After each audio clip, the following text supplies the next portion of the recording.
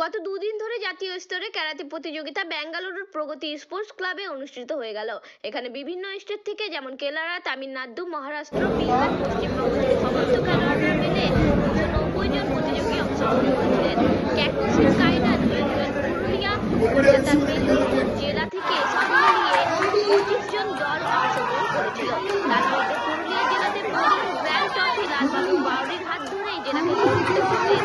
এছাড়াও পুরুলিয়ার শ্রেয়া দামাদার 12 থেকে 15 বছর বিভাগে দ্বিতীয় স্থান অধিকার করে, প্রেম কুমার গোস্বামী লাইট ওয়েট বিভাগে তৃতীয় স্থান অধিকার করে এবং সোমনাথ মোদক ওপেন কথা বিভাগে তৃতীয় স্থান অধিকার করে।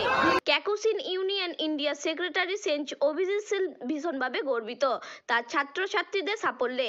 সাথে ছিলেন উমেশ চন্দ্র মাহাতো ও কলকাতা থেকে সুনীল চৌধুরী।